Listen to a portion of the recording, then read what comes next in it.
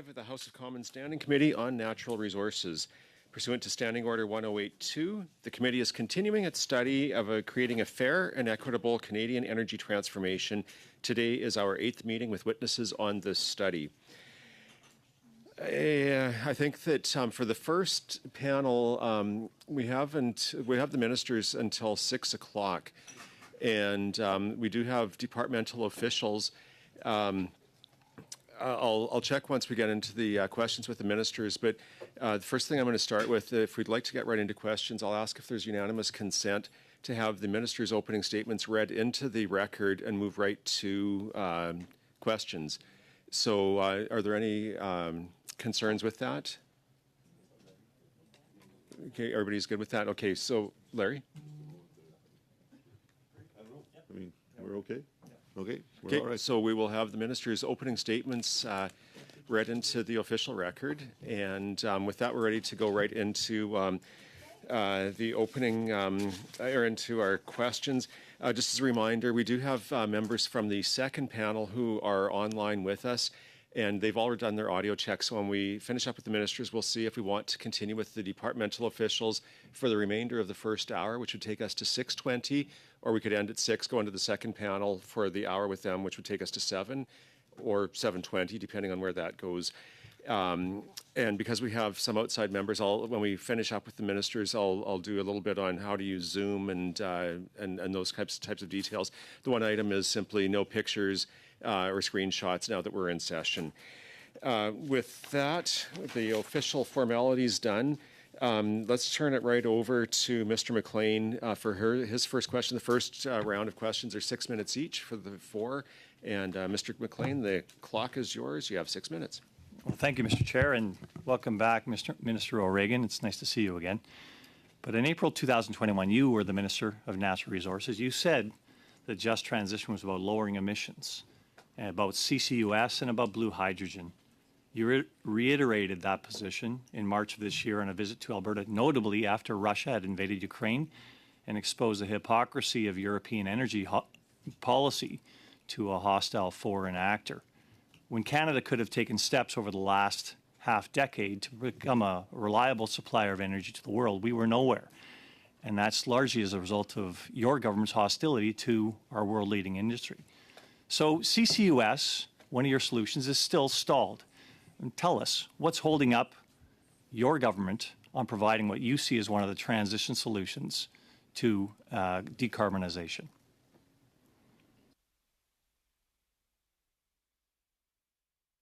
First of all, I have to say, Mr. McLean, I have never heard our government characterized seriously as being hostile to the industry. That is certainly not how I've been characterized in many quarters. What I will do is I'll just speak briefly to it, and then because what we're talking about in effect is now the purview of my colleague, Mr. Wilkinson, I'll throw it over to him. All that to say that I think that the last budget showed and demonstrated our dedication to CCUS, and with a clear understanding of its importance to hydrogen and its importance in lowering emissions in our oil and gas industry. But I'll leave it to my successor in the role, Minister Wilkinson. Well, that's okay. Thanks, Mr. O'Regan. I'm just going to be asking questions of you, Minister O'Regan. So I'll leave Minister Wilkinson alone today. But thank you. So the International Energy Agency, and by the way, Minister O'Regan, I've never suggested you were personally hostile to the industry. Thank you. The International Energy Agency has said that the world will be consuming about as much oil in the year 2040 as it is consuming today. Now, your solutions, it seems, transitioning Canada out of supplying that oil to the world doesn't really seem that just, and doesn't really seem like it's going to be providing any environmental solutions in the world. So tell us how that actually works, how transitioning jobs out of Canada to provide worse environmental solutions to the world is anything just. Oh, no, we aren't transitioning jobs out of the sector. I think, to be honest with you, Mr. McLean, and this certainly has been my focus since I've taken on this new role as Labour Minister, and also co-leading with Minister Wilkinson our just transition strategy. Our biggest problem is we don't have enough workers. We don't have enough workers in just about any industry in this country, but most particularly and poignantly, we don't have enough workers in the energy industry and in the oil and gas industry. And we have Even though in my role now and in doing the consultations I've been doing, there is, and I've spoken to this committee before about the deep-seated anxiety amongst oil and gas workers whenever the words just and transition are mentioned. And we have an aversion to it, both myself and Minister Wilkinson, to the phrase, but we say it here because we all know what we're talking about. But honestly, we got to keep people in the industry. It was one of the reasons why we, worked very hard to put in place an orphan and an active well program at the height of the pandemic and the oil price war, and when things bottomed out, as you'll recall, in April of 2020, and we had negative $38 oil. We needed to retain workers and keep workers in the industry, and what we thought would be a more prolonged period of chaos. Thankfully, it was not, but we needed to keep people in this industry. So my biggest role right now is making Mr. sure Reagan, that people are calm and staying. Thank you. Thank you. Let's go to the next question, please. And the oil and gas industry is moving quickly, as you know, towards its own solutions. And industry is identifying those jobs that it sees as part of the net zero solutions in the green economy. The provincial government participates in that in all the educational programs. And yet, since 2015, when your government arrived, we've lost 180,000 jobs in the energy industry and about $200 billion in capital projects. So you can forgive me if I say it's a little bit hostile to the industry. And you can forgive me if I'm saying that, when I look at you and you say, hey, we're the federal government, we're here to help, it kind of rings on hollow ears here. So tell us how this just transition isn't just an expensive overlap of jurisdiction. First of all, I think if we're going to tell the whole tale, let's go back before 2015, where so many natural resource projects in this country were caught up in court cases because we just didn't do the consultations that we were required to do, either by the Constitution or the Charter or existing legislation. We just thought at the time, or the government before us just thought at the time, that if you bulldozed your way through enough, that you'd actually get it done. And court case after court case showed that wasn't the case. So we had to find legislation that would allow for meaningful consultation and work truly hand in glove, nation to nation with First Nations, with Inuit, and with Métis communities. That nothing could be done without them.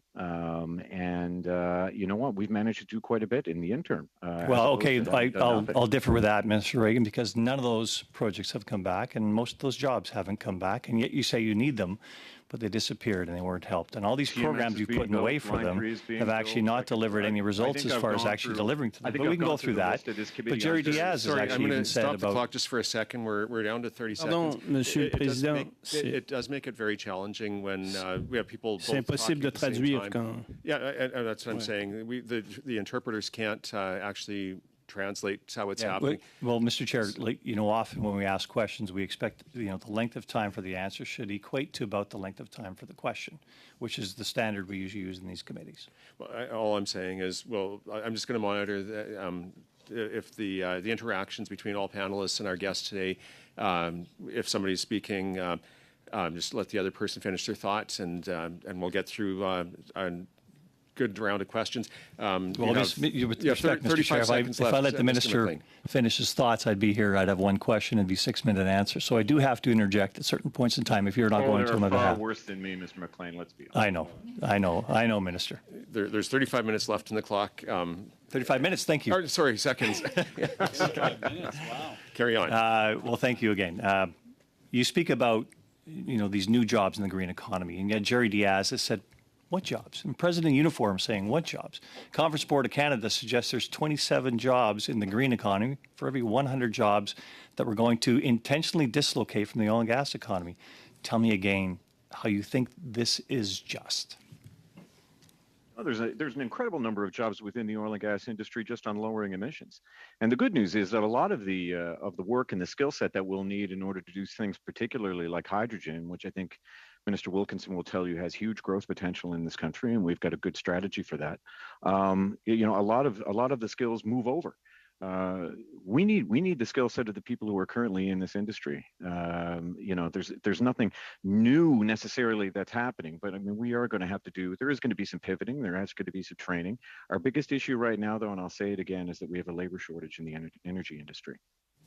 Okay, and we're out of time on that. Now, I do want to apologize. In my haste to get the meeting started, I didn't actually welcome our official guests here today. And so I would like to mention that we have welcome the Honourable Jonathan Wilkinson, Minister of Natural Resources, back to the table, I think for the 5th time in recent weeks. and welcome to the Honourable Seamus O'Regan, Minister of Labour. And so thank you both for joining us and for standing by today while we had multiple votes. I also wanted to welcome Mr. Zimmer, and Madame Grier had also been here. With that, we're ready to go over to our second questioner with Vivian Lapointe. Madame Lapointe for 6 minutes. Thank you, Chair Eldag, and thank you, ministers, for joining us today. My first question is regarding the timing of legislation. Now, we know that preparing Canadians for the just transition and equipping them with the skills they need for sustainable jobs is a priority to our government. So could the ministers explain why action wasn't taken on legislation sooner?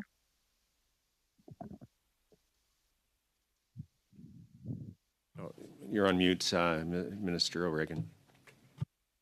2 years in, you'd think. Anyway, look, our government's plan on legislation has always been clear that we want to deliver a comprehensive action plan, and we want to make sure, though, when we do that, we listen to energy workers.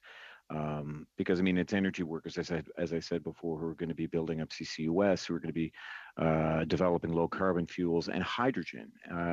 So, you know, I keep repeating, particularly when I speak to unions and the consultations that we've had and the meetings that I've had with them, this isn't a matter of them being included or them, you know, making sure that they're at the table. None of this happens without them. None of it. None of this happens without them. So they will be leading the charge here. You know, over the past few years, we have made some strategic investments in skills and training and in regional strategies and projects right across Canada that create sustainable jobs. And I think Minister Wilkinson could talk about some important announcements he made today. But listen, moving forward on legislation is going to require some coordinated planning to make sure that Canadians have the sustainable jobs to go to that will carry them from tomorrow and into the future, and the country with them. So we are establishing legislative principles in line with international best practices, and part of that is having those consultations that are meaningful. Let me maybe just add to what Minister O'Regan said. Certainly, the legislation is very important, but so is ensuring that we hear the voices of Canadians and the perspectives of Canadians as we actually shape that. The consultations began pre-COVID. Obviously, they couldn't continue during the COVID pandemic. We have restarted those recently, those consultations, and those consultations are now effectively at an end. There is still some ongoing Indigenous consultations. But I would also say there's a related initiative, which I think will be quite important going forward. Earlier today, I launched the Regional Energy and Resource Tables, which are a series of engagements to help identify regional economic strategies collaboratively with the provinces and territories and with Indigenous communities that will bring growth and economic opportunities for workers and for communities going forward. Thank you. Le ministre des Ressources naturelles. The Minister of Natural Resources has just announced regional tables on the energy and natural resources. Can the minister speak to the importance of this announcement and what it means for the economic transformation context towards more sustainable jobs? Merci pour la question. Thank you for the question. As I mentioned in my opening remarks, I had the pleasure of launching the roundtable, at least the first round of the regional tables on energy and natural resources. It was today, and we are working, of course, with provinces and territories, Indigenous communities, in order to bring on a more prosperous future for us. And over the upcoming weeks, we will be undertaking new processes to define regional possibilities and opportunities for a just transition. Every province is unique when it comes to economic opportunities that are available. And of course, the approaches in terms of transitioning towards clean energy will be different in different parts of the country. But I think that this process will be very important. Minister O'Regan. Yeah, I can tell you that there was a great deal of excitement today. I'm in St. John's for the Energy NL conference, and just to give you an indication, I think of where things are going. This used to be the old NOIA, the old oil association. Now they're embracing renewables and they're looking at interties, and workers are embracing them. I mean, there was a heavy union contingent at our meetings today. And what Canadians want to hear are realistic solutions. If you're going to deal with this realistically, you have to deal with the very real fact that this is a big country with different regions that have different strengths and attributes. These are things that were top of mind for me as a Newfoundlander in my role previously. I know it's something that's top of mind for Jonathan as somebody from Saskatchewan and a BC MP. There are different strengths and weaknesses in different parts of the country. If we're going to be effective in reaching net zero and using all our strengths in different parts of the country, we have to attune them to local strengths. Thank you, ministers, and we look forward to the second waves of tables when they come to Ontario. How is our government working with and supporting Indigenous communities through the energy transition? This past March, I visited Cowessess First Nation, and they have a renewable energy storage facility. And Chief Cadmus Delorum wanted me to see their new 10 megawatt solar power farm. This is the country's first hybrid renewable energy system. So you've got solar and wind, and it stores it in batteries. And Indigenous communities right across the country, like Cowessess in Saskatchewan, are already doing the work. So, we need to listen to them. We need to learn from them. And we have to figure out how to best support them. That is a big part of what we're doing now during the consultations. We also have programs like the Sectoral Workforce Solutions Program and UTIP, et cetera, that we can leverage to support these communities. But a lot of the work is yet to be done. We want to make sure that we do it right. I think that, there are a number of First Nations communities who are already well attuned to it. And in speaking about the labor shortage that, I mentioned earlier, there is a number of people, Lyle Daniels, who I think of particularly, who is the Indigenous advisor to Building Trades Alberta, who's just attuned to the fact that, look, there's a real effort by a number of unions out west, and I'm thinking Building Trades Alberta particularly, that are working with First Nations and working on reserve directly to try and get more young people, more Indigenous young people, First Nations young people into the trades. We have a population boom in many of our First Nations communities, and people who are hungry to work and to contribute and to make their way in life. And the trades could be an answer for them, and it could also certainly help our energy industry. Okay, and we're out of time on this one. We're going to go now to Monsieur Simard. Monsieur Simard, vous avez 6 minutes. Merci beaucoup. Thank you very much, Mr. Chair. Happy to see you, Mr. Wilkinson. I will start with the flowers, if you will, before the harsher stuff. It is also very much appreciated that you followed me on different topics. So we are working on the study on this just transition, and yesterday I asked myself a very simple question. When will Canada undertake this transition? I don't know if you could help me, because when you say transition, you mean, going from one state to another. That's what the word transition means. When do you think Canada started this transition? Well, I would say, Mr. Simard, that the transition. Ma question s'adressait à My question was for Mr. Wilkinson. I'm sorry. It's not that I don't like you. Oui, moi mieux. So, It's an important question, Mr. Simard. The energy transition is something that the entire world has to go through. We have to reduce greenhouse gas emissions, and we have to face the challenge of climate change. And of course, when we look at what the International Energy Agency says, we see that by 2030, 2035, we will have a reduction in the use of oil, and that will be followed by a reduction in the use of natural gas. And in this green transition, we will start using renewable energies and hydrogen. So there are many documents, many resources that refer to this. Well, you are sending me into the future. You're very optimistic. That's good. One has to be optimistic. But What I'll tell you is the following. I am under the impression that Canada hasn't undertaken this just transition just yet, and I'll explain why. There are two components to the notion of a transition. One is reducing our greenhouse gas emissions, because when you look at the definition of a transition, it is about an initiative that needs to be there to manage the transition of an economy that's based on fossil fuels towards an economy that will have lowered carbon emissions.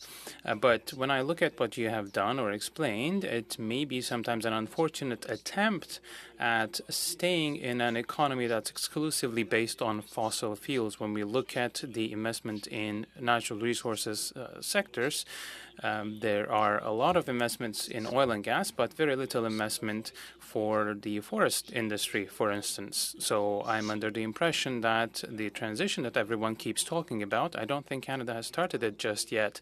We talk about it, but we don't take action.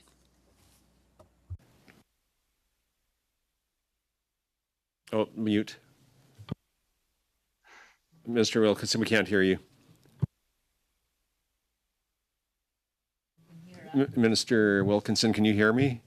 You're on mute. I've stopped your. I've stopped your clock. Okay, are you there? We didn't hear your response. Oh, no, I think you're still on mute. Okay, désolé. There you go. Sorry.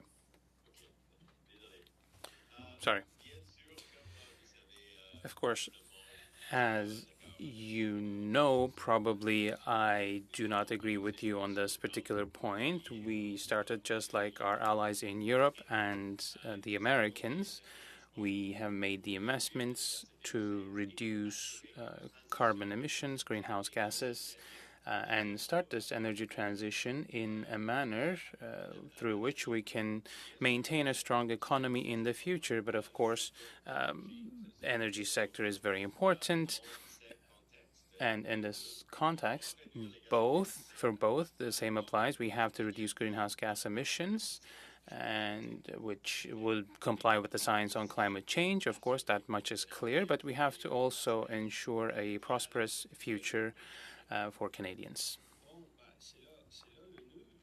Well, that's the important point here, just an equitable transition. What kind of gestures do you think we need? Gestures that have courage. We haven't seen this, but I think there are two important points: reducing our carbon footprint, but that's not the case. The biggest economic sectoral activity creating emissions is the oil and gas sector, and we aren't really at a transition stage when it comes to this sector. And the other component of this is that by 2023, there was a promise of stopping the financing for fossil fuels, but over the past couple of months, your support to Trans Mountain has gone up to 30 billion and then 2.6 billion for carbon capture. But I have seen nothing for other economic activity sectors in terms of supports. So if we are to focus on this just transition concept, then there's the concept of climate justice and environment justice, whereby we should be trying to reduce the impacts of climate change on certain categories of individuals, a bit more marginalized groups. So I think what you're doing is a complete failure.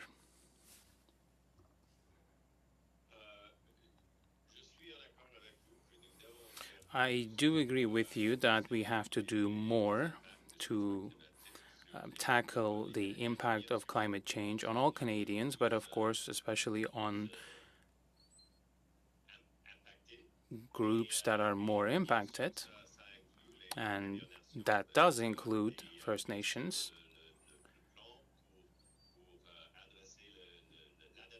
The plan to undertake adaptation to climate change is very important. Mr. Guilbeault is working on that. But it's not true that we aren't doing anything in any sector. Of course, the oil sector is leading, but we also focus on the transportation sector, and we have done a lot to reduce emissions in other industries as well, in aluminium in Quebec and steel in Ontario as examples. And of course, we have to all make sure that we are reducing greenhouse gases in compliance with the science, and that's exactly what we're doing right now. And now we're going to go to Mr. Angus for your first 6 minutes. Thank you, Mr. Chair. Thank you, Minister Wilkinson, and thank you, Minister O'Regan. It's the first time I think I've been able to speak with you at committee, so I will focus on you today. Okay. We've been hearing loud and clear from the Canadian Association of Petroleum Producers that they believe Canada needs to focus on increasing oil and gas exports to global markets. The other day at committee, my Liberal colleague, Mr. Sorbera, totally supported the CAP position when he told him, quote, the world needs more of Canada's energy. So is that the policy of this government, to increase oil production for export? Well, look, you know, we don't live in a state that determines these things offhand, right? I mean, we live in a country in which these companies will determine what their production levels are. Where I think that we've taken, I think, very constructive measures is in putting out an emissions reduction plan with teeth that gets down to the numbers, and I think that will certainly incent the lowering of emissions in the production of oil. But the production of oil most certainly will continue, and I think the world is going to be looking for safer and lower emitting and more secure sources of oil. So the CER, the Canadian Energy Regulator, expects a 1.2 million barrel a day increase. Would that be something that you think would be something that your government supports? Well, I mean, there's an expectation, and you know that's not the same as an order.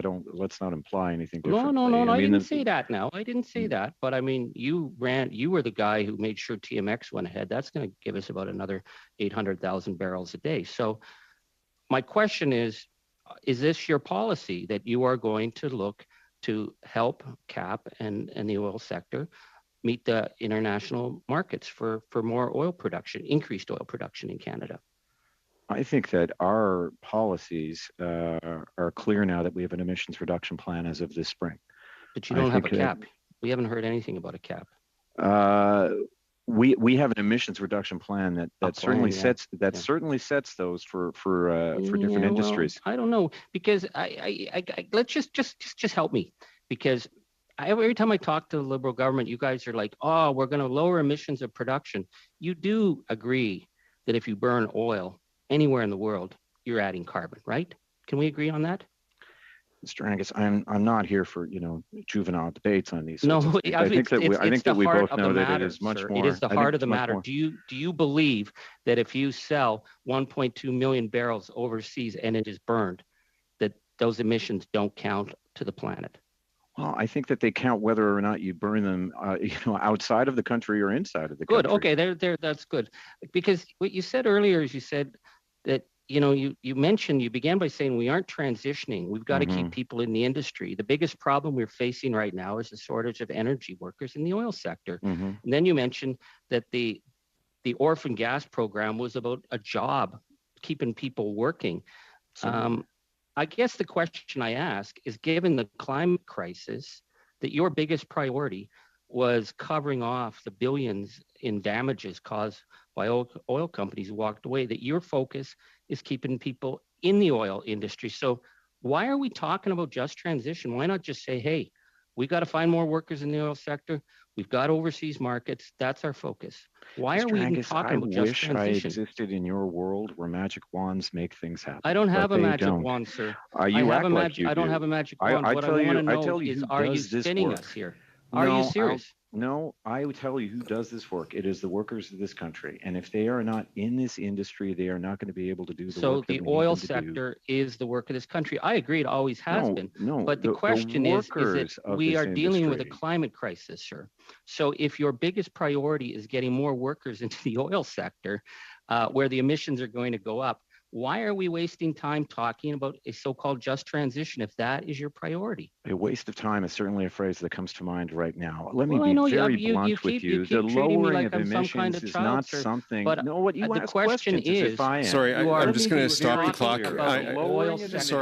I'm stopping the clock. When we have two people talking, interpretation can't here. I think, Mr. Angus, you have asked a question to the minister, and so Actually, no, I didn't get to ask the question. So not even I'll sure put if it my was a magic question. wand down and I'll just ask him. Dr. Tricia Williams stated that within Canada, that they have no idea what sectors are going to be affected by energy transitions in terms of labor and skills, that analysis simply hasn't been done. The Environment Commissioner said the same thing, that there were no plans in place. So that's on your watch, sir. So I'm asking you, why are we wasting time with the public telling them that you're going to have this big just transition plan when you don't know where those clean jobs are? And as you say, your biggest concern right now is keeping people in the oil patch. My biggest concern is making sure that the workers of this country are in place to make sure they do the work that we need them to do, which is to lower emissions wherever we can find them, that we build up renewables in this country. I don't know who else you expect to do it. Well, I know, but Dr. Country. Williams said you guys haven't even analyzed where I haven't those spoken jobs to Dr. are. Williams. So I've spoken to a lot I'll of finish energy workers quickly in this on country, this though, because Mr. Angus. Liberal James Maloney asked the same question. He said, I want to get away from a situation where we have people hauling out reports that were too thin. And then on the other hand, people saying that all politicians aren't telling the truth. Where are these jobs that are going to replace the ones we have now? Our economy is reliant on the oil and gas sector. So I'm hearing from your own Liberals, they have no clue where you're going to create these clean energy jobs. That's what the Environment Commissioner said. You didn't have a plan for just transition. So why don't we just say just transition is a great green screen, but our focus is now and has been the work in the oil patch. And that's what you helped with TMX. Just say it and then we can move on. Hogwash. We just did an announcement today on regional tables that I think will make sure that we bring workers together with industry, that we sit down and that we start to hammer out the solutions that are specific to different areas of this country. I don't think we have ever been more focused on lowering emissions, but it is hard work. It is complicated work, and it is certainly work that we were going to need to do together. And that requires making sure that you have workers on board. I can tell you right now that there are a lot of workers who hear talk about this and the implication that there's some sort of grand master plan that should have been written up by now, that in which they've been left out of. And one thing that we've been very clear with them is that we are not proceeding with anything without them. Well, that's so good to hear. Okay, sorry, we're at the end of, we're actually over time here, so I'm going to end this one.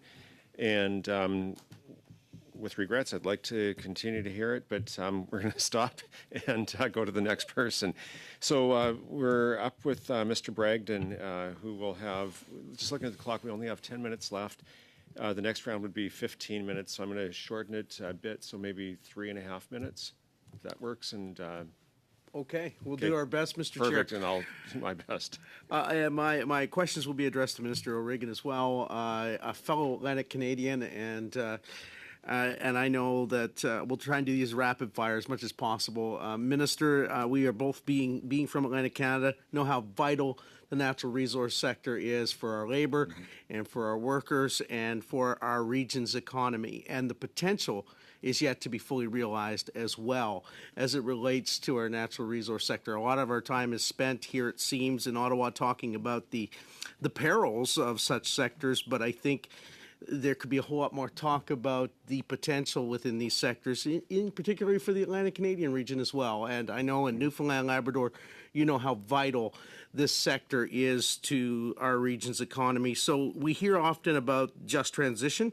hear it thrown around a lot. Industry and workers do not like, in fact, they hate ambiguity around this. So could you give us your definition of what a just transition for workers means? How would you define it? It means that we have the ability to point workers in the right direction where we need them, to lower emissions, to build up renewables, and to continue the prosperity of this country. And in fact, I think that our workers are so essential in the development of this country and its energy sector. They will be absolutely vital in I think, the next big national challenge, which is taking the fourth biggest producer of oil and gas in the world, a prosperous G7 country, and dramatically lowering our emissions and meeting those targets. That is not easy, and it is going to require every one of the workers that is currently within our energy sector, and then some. Thank you, Minister. And I think you would very much agree with me that right now, with the geopolitical circumstances we're facing and the world, and it certainly appears by all indicators, the ongoing increasing demand for oil and gas and energy, and especially safe and reliable providers of that energy to help transition countries that maybe are dependent on unsavory nations, dictators and despots for their energy. Canada could step up and help solve that problem. And you even mentioned what we need is more workers in this field. We need to make sure that Canada's helping to step in and fill the void in the vacuum that's being created right now. And there's an opportunity. I wonder, Minister, if you have some thoughts as it relates to that, of how that Canada could step in and actually help solve a geopolitical problem by using our energy resources, which are proven to be some of the most effective, ethical, and best environmentally regulated natural resources in the world. Well, and look, I will say this, Mr. Bragdon, I've said it several times publicly. You know, the issue of labor shortage in our industry is so acute, and I think one of the things that we have to be very clear about is we have to make sure that ambiguity that you speak to, that we get rid of it wherever we can. There's an awful lot of anxiety amongst energy workers in this country when they hear phrases like just transition. So we need to make sure that we keep them in play, that they have a clear understanding of how much we appreciate their talents in building up this energy industry in this country. Now we need them to lower emissions and build up renewables. Yeah. Well, thank you, Minister. I know my time is so short, but I do want to just say that we're in a transition, but we want to transition to prosperity, not to poverty. And I think workers want to make sure that they have jobs, that they can put food on their tables, that they can keep providing for their families without chasing sometimes the nebulous ideals that are put out there without the substantive realities of being able to provide for their families. So can you, Minister, guarantee, as the Minister of Labour, that during this just transition, you will not be transitioning jobs out of rural communities and forcing people to relocate for work? And sorry, I'm just going to jump in. We're out of time, but I'll give you a few sentences here to respond to that question, then we'll move to our next person. Well, you know, I have to be very careful how I answer that. I mean, that's not the intention, certainly, but I come from Newfoundland, and I can tell you I'm getting on a plane tonight to go to Ottawa, and I can tell you about a third of that plane going to either Toronto or Montreal is going to be filled with Newfoundlanders on their way to Alberta or Saskatchewan. You know, that's what happens. There is a lot of people who move back and forth across this country. It helps build the energy sector in this country. What we want to make sure that we do is that energy sector workers understand how valuable they are, and they are needed in order for us to go forward on this next, I call it next great national mission of ours, which is lowering emissions, building up renewables. They're the workers to do it. They're the only ones to do it. I don't know anybody else who thinks that like this is something that can happen without them. I look at them and tell them none of this will happen without you. We cannot move forward without you. You will lead the way. The workers of this country will lead. Okay, I'm going to stop there and go to Mr. Shahal, who will have 3.5 minutes.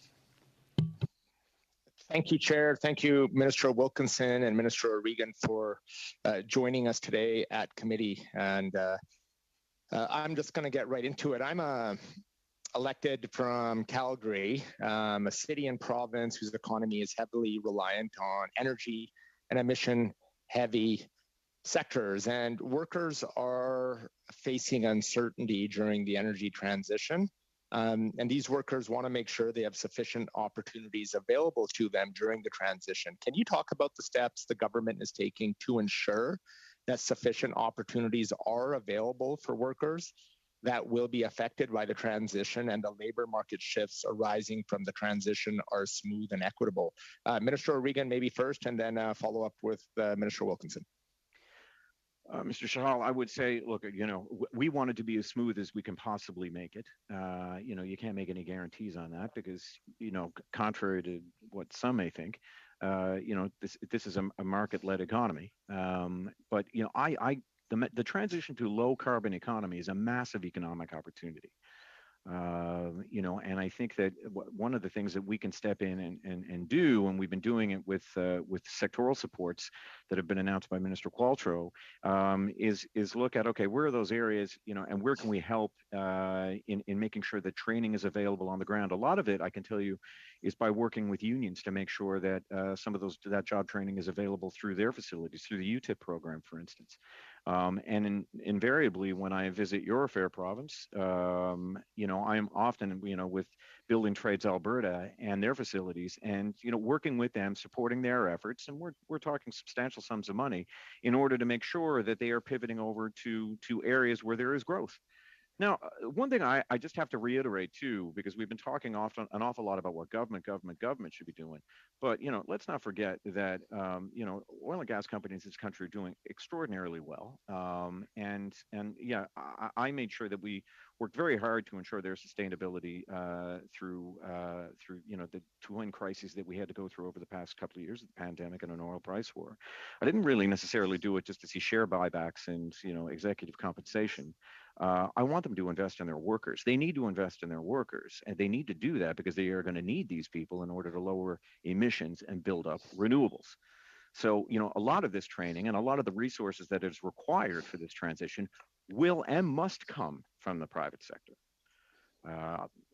You'd asked that Minister Wilkinson speak to this too, so I'll leave some room for him. Minister Wilkinson. Thank you.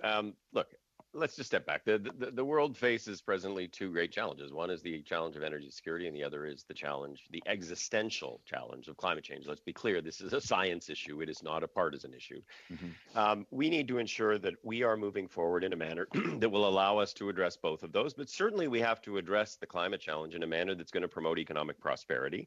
I would tell you the regional energy and resource tables we announced today are about building the economies of the future on a province-by-province basis, where the opportunities in Quebec are going to be different than the opportunities in Alberta. I will also tell you that from a skill set perspective, many of the opportunities of tomorrow will require the same types of skill sets as today. A hydrogen plant or a biofuels plant will require the same kind of workers that exist in oil refineries today. So there is an optimistic economic future for this country. Okay, and now I notice that we're at 6 o'clock. I'm hoping that I can squeeze an extra 3 minutes out of the ministers with just a minute and a half for the block and a minute and a half for I'm afraid, Mr. Aldag, it would require you squeezing another 3 minutes out of Air Canada, in my case. Oh, okay. Okay, well, you know what, if you need to go, you need to go. And I do want to thank you for being here today. I don't know. Je suis sûr que M. O'Regan, Mr. Wilkinson, on the same Wilkinson a 3 minutes. 3 minutes. Oui. Oui, I can stay and make sure that the Bloc Québécois and New Democrats have the time. Yeah, with the time, it's just I've taken time off of the first two, so it'll have to be tight. Minute and a half and a minute and a half for Mr. Angus. Oui. So over to you, Mr. Simard, for a minute and a half. Je vais peut-être I will continue on the theme you touched upon, Mr. Wilkinson. Ensuring the economic prosperity is an important dimension, of course, maybe, but you are maybe changing the definition of the just transition, because there's a definition of status quo, and a status quo, when you look at it, it's only about maintaining economic growth of the oil and gas sectors. But I am all for ensuring economic growth, but in the current context where oil companies are making record profits, Suncor, Imperial Oil, $1.7 billion, I would never understand the fact that you're giving to these people public money. So $2.6 billion that you put in the budget and $14 billion per year is given to the oil and gas sector. Is this growth for you? Merci. Thank you for the question. It is important for us to be working together with the heavy industries and all industries in Canada,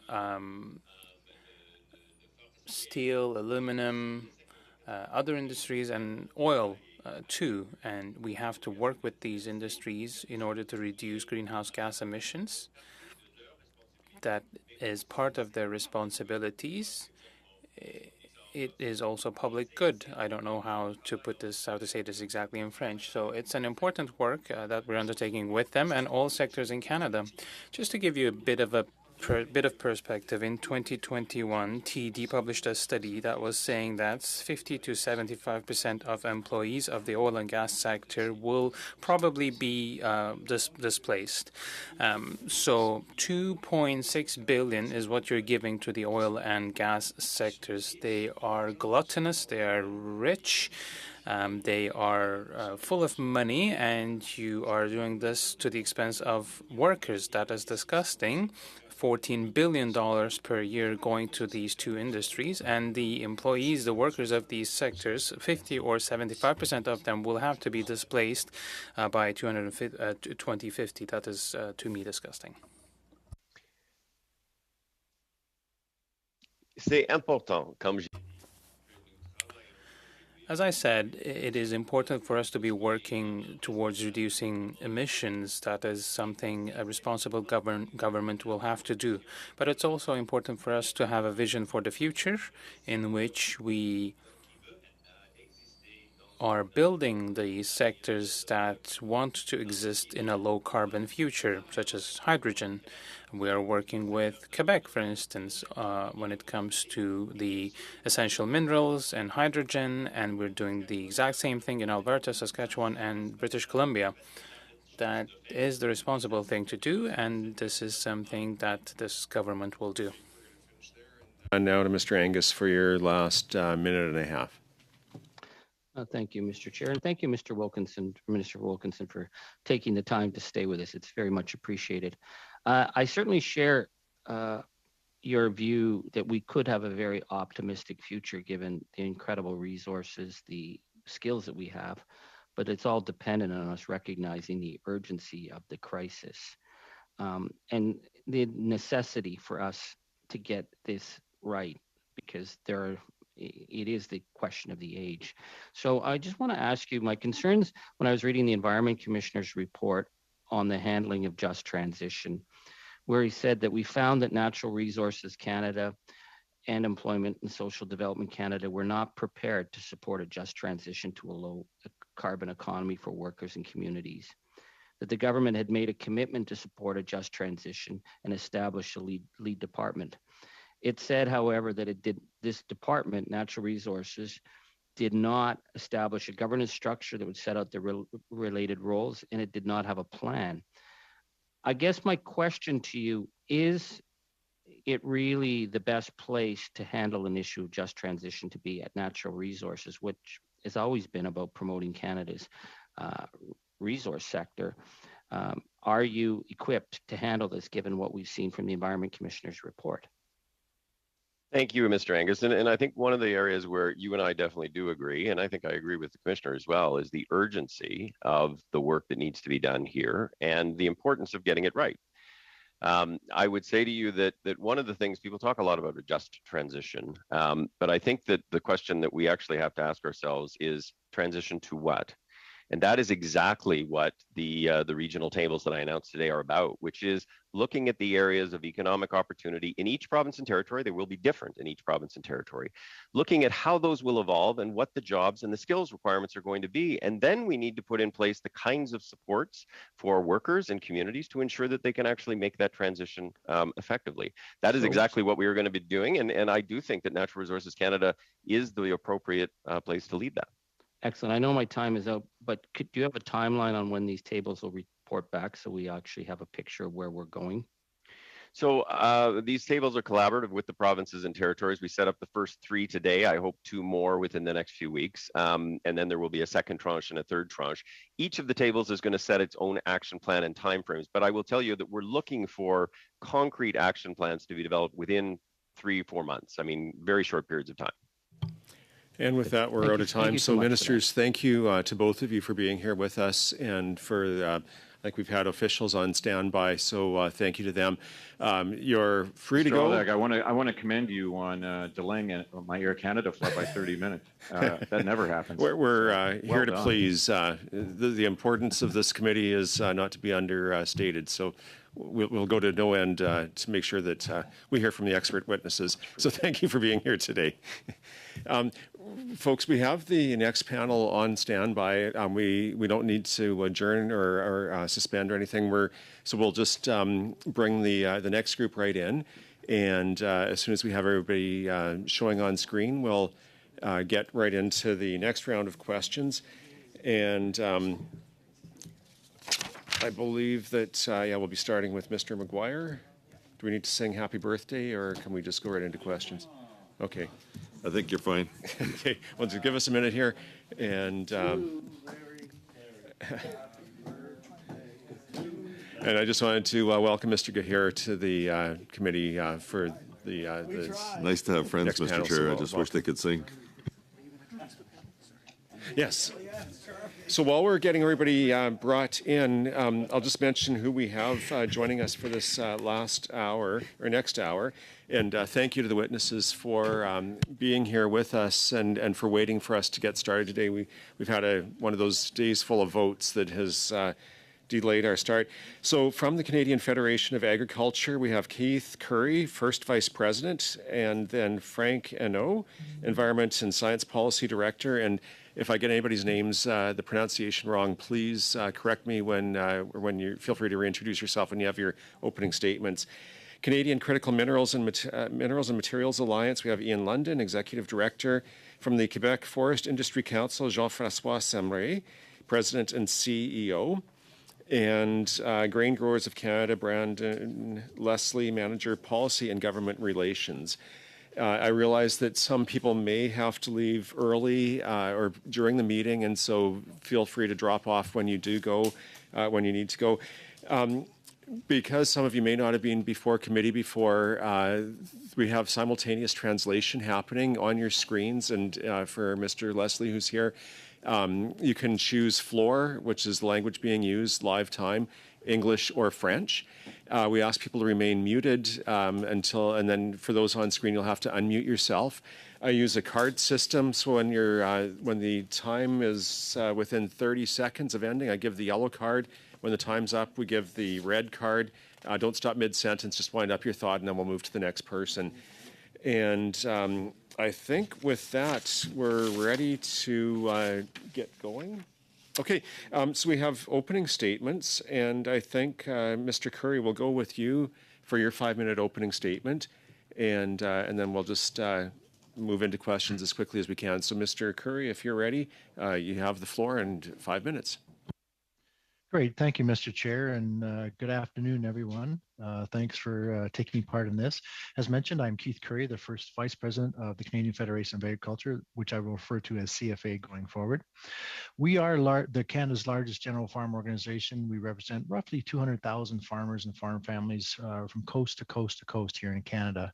And as mentioned, Frank Eno, who's our Environment and Science Policy Director, is also joining me today, and he's going to answer all the really tough questions. So we appreciate this opportunity to present to the House, the Standing Committee on Natural Resources. Creating a fair and an equitable energy transformation is critically important to Canadian agricultural producers.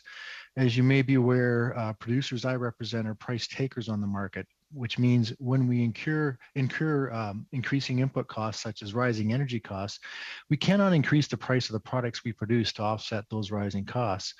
And in a report that came out last December on the energy sector and agriculture, the Parliamentary Budget Officer noted that in 2019, half of all farms are either losing money or barely profitable. And so we must ensure that the financial burden of a just energy transformation doesn't fall solely on the shoulders of these producers. So this will require some support to invest in the technology needed to make this transformation on farms. And unfortunately, as we all know, Russia's invasion of the Ukraine has caused skyrocketing input costs for gasoline and diesel, along with many other products, which will likely continue into the foreseeable future. And this is reducing the cash available to farmers to make such investments. So to increase this cash influx, we recommend an extension of the federal carbon price exemptions to cover natural gas and propane. These are fuels used for grain drying and livestock cooling and heating.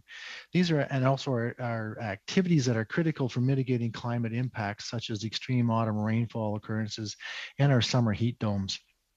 And while the carbon price is meant to incentivize energy transformation into lower emission fuels, current fuel prices are high enough to really eclipse that as a market signal. Producers can instead use that money to reduce the impact of high fuel prices by adopting clean technology wherever feasible.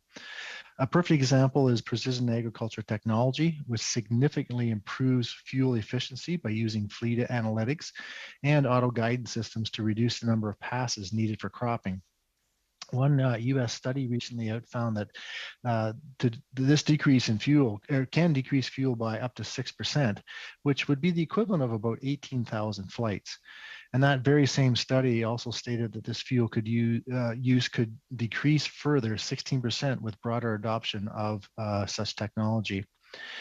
However, we face a number of barriers to this adoption, including the lack of reliable rural internet needed to run the equipment, and the fact that adoption rates drop significantly on farms that are under 500 acres in size or that have a smaller annual income of under $75,000 per year. So it's recommended that the government prioritize rural internet and scaling down this technology in order to realize these fuel efficiencies. It's also important that we enhance existing mechanisms to support uptake of these technologies. An example that is greatly appreciated by our producers is the Agriculture Clean Technology Program, which offers a 50% federal cost share for the purchase and installation of clean tech on the farm. However, the value of eligible projects starts at $50,000, which means that farmers need to put up a minimum of $25,000 in order to receive funding. Our concern is that this leaves out a large number of small family farms who are unable to contribute that minimum amount, but are in need and are wanting to be part of that energy transformation. We recommend that this cost share be enhanced to accommodate these low-income farms, and that the government reduces the $50,000 minimum project value to greater accommodate a number of low-cost projects, which will multiply the cumulative effect. Once farms have made this transformation, we must ensure that they do not continue to shoulder the burden of energy transformation financially. This is needed on farms and provinces under the federal carbon price, where fossil fuel-powered electricity grids pass on carbon costs to our producers. The irony being that producers who adopt electricity to reduce their carbon costs instead pay a price on carbon passed down through their energy providers on their electric bill. These costs will only rise as fuel suppliers face pressure to meet Canada's 2030 methane reduction goals and upcoming clean fuel standard, the latter of which is confirmed to increase fuel prices in rural areas and where there is less access to low emission alternatives. And again, this is yet another reason to ensure the price exemption on farm fuels are extended to exclude and include the full range of farm fuels. Finally, a just energy transformation on farms is only possible if we identify inequalities. And I'd like to mention that Canadian agriculture producers, are looking to partner with the federal government on initiatives going forward. Thank you. Great, thank you so much. Mr. London, if you're ready, we will go to you for your 5-minute opening statement. Thank you very much. And Chair, members of the committee, thank you for the invite today. Despite I'm a very different subject than agriculture or oil industry, but despite Canada's vast resource wealth, our critical materials remain largely undeveloped and not strategically leveraged, primarily because of lack of understanding of their significant climate, national security, broad economic and local community benefits. Critical materials development and their downstream processing feed major value-creating clean technologies and next-generation jobs. Critically needed materials are fundamental to clean energy production and utilization. We always talk about production, but utilization. Can we use less energy? E-mobility, communications, and medical applications. The Industry Strategy Council, a forum assembled by ISED, created a blueprint for such implementation and provides a roadmap of how we can get there. This potential is impossible to capture unless there's a just transition. We all benefit by workers, communities, employers, and government officials advocating for their own interests and fully participating in the planning process. Canada and its partners can achieve these aspirations if they adhere to these principles. In the EU, for example, dedicated funding streams, strong public sector attention, and partnering with non-governmental organizations and unions are instrumental to this transition. The EU's Just Transition Mechanism is a key tool to ensure the transition towards climate neutral economies happens in a fair way, leaving no one behind. C2M2A, the organization I represent, has proposed a suite of recommendations around critical material policy, investment, research and development, secondary sources, education, and trade over the years. With the limited time today, I'm just going to touch on a couple of just transition related thoughts. First, enable First Nations inclusion in value-added infrastructure investment, essentially through major project coalitions. This participation should not necessarily be limited to resource development or mining projects, because as I'm describing today, it's not a mining initiative, it's an industrialization for the new economies. So allowing First Nations to participate in some of its interconnecting or interdependent links along that supply chain. Yes to the mine, possibly into its downstream processing. A program of Indigenous groups to purchase equity in critical mineral and material projects, possibly through soft loans repaid from Indigenous groups' share of the profits, should be considered. Many Indigenous groups understand the strategic nature of critical materials. However, there needs to be a clear pathway for these groups to benefit to participating in rather than opposing these opportunities. I fully respect that there's a very delicate balance in this. Secondly, I'd work with communities in developing projects that help address energy poverty and invest in new decarbonization technologies. Cleaner energy for a cleaner mining of critical materials for a cleaner economy is also of a growing interest to our customers, funders, and shareholders. Energy efficient vehicles, energy efficient motors, even Zooms, and what we're doing today is all based on high technologies built upon critical materials. In a previous discussion, which I appreciate sitting in on, was education. We need to cultivate and prepare a workforce to fully participate in a low carbon economy. We are clearly short of capabilities, different capabilities. Mechanics that used to work on certain motors or engines in vehicles will have to become electronics engineers or technicians. We need to consider that in our planning. It's more than just mining. And rest assured, we're short. And it takes time to build that capability. Unfortunately, the world's competitive environment doesn't allow us a lot of time.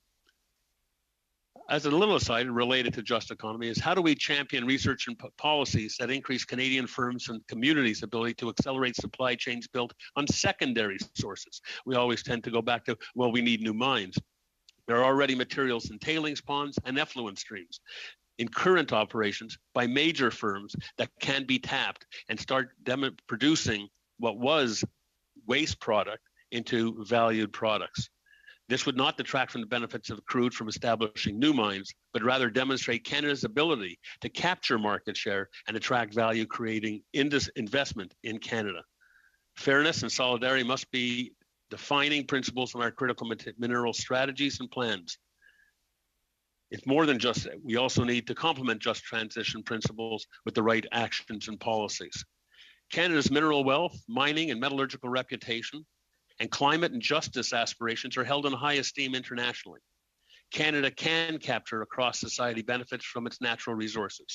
We must avoid, and I caution again, we must avoid the traditional trap of exporting domestic raw materials to be processed elsewhere, only to be imported with its larger carbon footprint as value-added finished products. Thank you.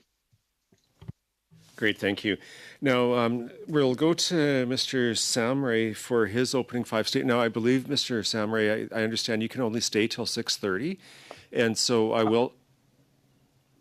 Well, Mr. President, for the committee, I manage my schedule, no problem. I'm with you till midnight if you want. Okay, well, that's very kind of you. I'm glad you're able to join us. I was going to say, and I'll mention it now, that if anything comes from the conversation that we have today, any additional thoughts, all of you are invited to submit up to an additional 10-page brief. And so I wanted to mention that in case you needed to leave, but I'm glad you can join us. So if you're ready to go, I'll turn the floor over to you for your 5-minute opening statement. Thank you, Mr. President. I'll do my opening statement in French and feel free to ask me a question in English. Thank you. Yeah, so mon nom est Jean-François. My name is Jean-François Semray. I'm the CEO of the Quebec Forest Industry Council. I am pleased to respond to your invitation to contribute to your study on the theme of a fair and equitable transition in Canada's energy sector. The QFIC is the main voice of the Quebec forest industry. It represents the interest of softwood and hardwood sawmills, veneer mills, pulp, paper, board, and panel companies, and engineered wood manufacturers. Through its expertise and that of its partners, the QFIC guides and supports its members in issues such as forestry and supply, the energy transition, recognition of product quality, human resources, and the training of employees, occupational health and safety, and legal economic monitoring. When it comes to the contribution that we make to the Canadian and Quebec economy, it's important to remind committee members that forests and the industry play an important role in the economy, direct employment to over 200,000 Canadians in 600 communities, of which over 12,000 are First Nations, and it generates nearly 80 billion in annual revenues. Specifically in Quebec, the forest industry generates 130,000 direct and indirect jobs and over 25 billion in sales. In addition to making a significant contribution to the economies of hundreds of regions from coast to coast, the forestry sector is a major contributor to the Canadian economy with a GDP contribution of nearly $20 billion, or 8% of Canada's manufacturing sector. With exports of more than $45 billion in 2021, the sector has a strong positive trade balance, more than $30 billion, and of which about $10 billion comes from Quebec. Beyond the economic aspect I just highlighted, the forest is a powerful tool in the fight against climate change. It acts as a gigantic reservoir to capture CO2 and allows us to fight global warming. It is also necessary to maximize the sustainable use and management of our forest to improve its carbon capture and sequestration role by intensifying forest management, but also by promoting the use of wood in the substitution of carbon-intensive products in the construction sector to store carbon in the long term. This position is fully in line with the solutions proposed by the Intergovernmental Panel on Climate Change. They call on member states to take simultaneous action on 4 fronts. First, substitution of fossil fuels by renewable energies. Second, sustainable management of forests and maintenance of biodiversity. Third, afforestation, i.e. the return to protection of harvested or previously cleared forest areas. And 4, increased use of wood in construction. In all of these sectors, the forest industry can play a structuring role and offer good jobs to Canadians who are looking for a job or who wish to pursue their career in an economic sector that is related to the energy transition. In Quebec, the forest industry offers quality and well-paid jobs. In 2021, workers in the industry earned an average annual salary of $68,000, which is nearly 50% higher than the average market income in Quebec. So what can the government of Canada do? Well, it can and must set an example by promoting and requiring products with a lower carbon intensity in its own calls for tender. An example is the increased use of wood in the construction of government-owned buildings. Each ton of cement or steel substituted by wood material significantly reduces the carbon footprint of the project. It can also provide financial incentives and programs to encourage the use of low-carbon materials, such as wood, to accelerate the decarbonization of the construction sector and the achievement of carbon-neutral buildings.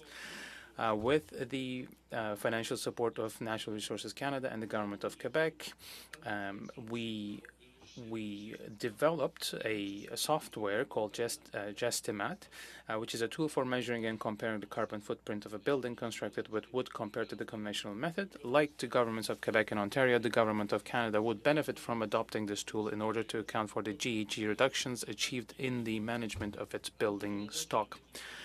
As Canada recovers from a global pandemic, we believe that the forest sector is the best way to maintain and create jobs and attract more global investment. The sector also has the potential to be a leader in our shared transition to a low-carbon economy. So, Mr. Chair, I will stop at that point. I think you have got the message that I will be happy to answer your questions, especially focusing on the forest industry, and which can be a partner for the government in this transition. For the final opening statement, we'll go to Brandon Leslie, who's joining us in person in the room. So good to see you. And if you're ready to go, the floor is yours. Pleasure to be here. Good afternoon, Mr. Chair and honorable members. My name is Brandon Leslie, and I'm the Manager of Policy and Government Relations with the Grain Growers of Canada. Canada's grain sector is both a major user and producer of energy, such as biofuels. The just transition will directly impact farmers and their operations, so we appreciate being able to share our perspectives here with you today. Farmers are proud of their stewardship of the land, of their ever-improving record of sustainability, and of the fact that they feed millions of people here at home and around the world. Farmers must be at the table when it comes to charting our nation's path to net zero by 2050, which is why we remain frustrated by the fact that agriculture is not represented on the Net Zero Advisory Body. As part of Canadian grain farmers' ongoing leadership as environmental stewards, we continue to look forward to ensure our competitiveness and our environmental and economic sustainability, and require the federal government to understand and enact policies to support, not hinder, those objectives. But that's why on March 28th, we were proud to launch the development of our Road to 2050 Climate Solutions Initiative, which is intended to guide government policies and programming directed at Canada's grain sector, ensuring farmers are supported in their efforts to reduce emissions and increase carbon sequestration. In the meantime, however, I would like to outline some realities of energy use requirements for our sector, how best we can mitigate the impacts of climate change while remaining competitive as we work to feed a growing world population. Mr. Chair, Canadian agricultural energy demand increased from roughly 200 petajoules in 1990 to roughly 300 petajoules by 2016. While this might sound concerning, a more important fact is that the amount of energy consumed per dollar of agricultural output fell by 17%. This is sustainable intensification of production.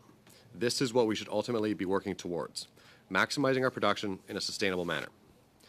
At a time the world is facing a looming threat of food insecurity, Canadian farmers are being asked to grow more, yet are facing policies that could limit our production, such as a reduction in fertilizer use.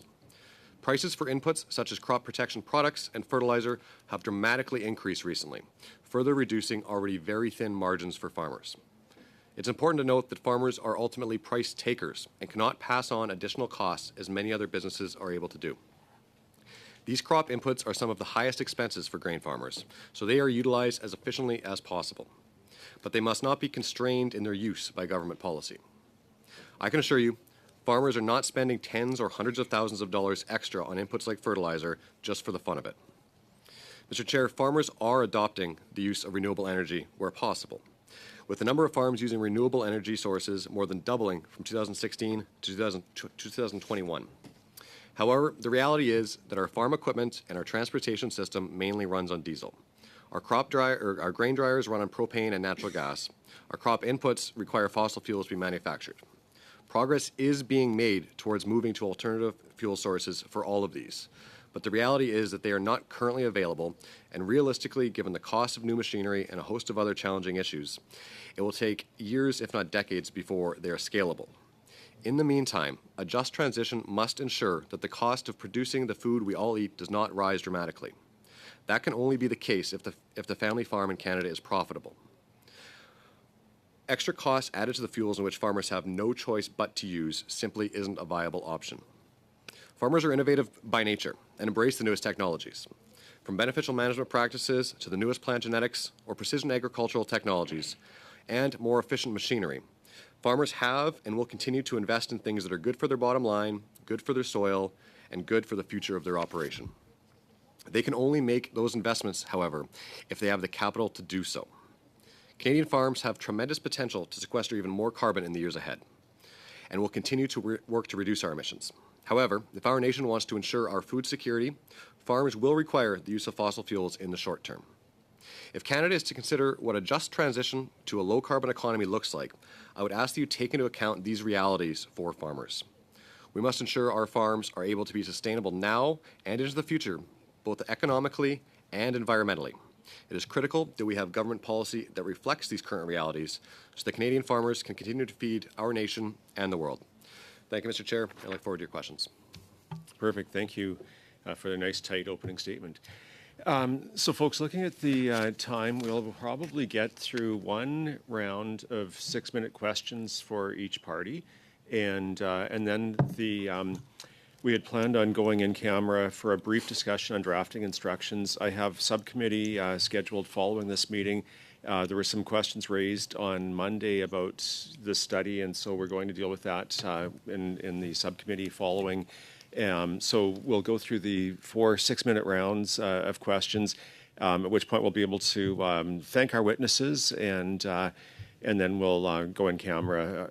So with that, for what lays ahead for the remainder of this session, we're going to start with Mr. McGuire, and I'll turn the floor over to you for your 6 minutes of questions. Thanks, Mr. Chair, and I want to thank all of our presenters today for their presentations. I'll be focusing mine, and I thought we were going to get a few minutes for some of my colleagues here as well, but on to the agricultural side with Mr.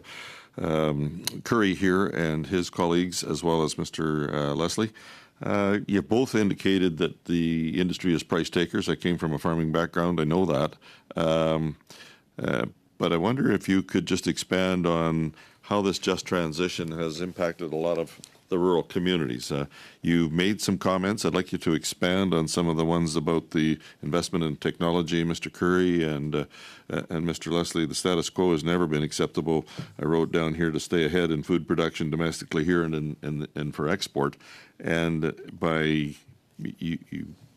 what precipitated me to write that down was your comment about the industry has been leading in technology to provide the food that we are going to need in the future as well. So what do you specifically recommend to our committee to ensure that these farmers and our rural communities won't be as negatively impacted by the just transition? Mr. Curry to start off with, or? Great, thank you, Mr. McGuire, for the question. I think what we need to keep in mind is that rural Canada, agriculture producers in rural Canada, by and large, pays disproportionately more when it comes to pretty much everything, but especially when we're talking about carbon pricing. As an example, for those of you in urban ridings, when you want to go to the grocery store, you have a couple options when you go at the door. You jump in your car, choose to pay fuel tax on your drive there and back, or you go down the street and catch a bus, a streetcar, whatever. We don't have that opportunity in rural Canada. Everything that we do, and I know MP Angus will understand with his vast riding that long distances require us to travel just to do regular business. So we are paying disproportionately more, but we're still willing to do our part. So we need those kind of incentives, financial incentives, to figure out how we can do more online, for example, how we can minimize our fuel use in the field through technology, which is going to require expansion of broadband and 5G.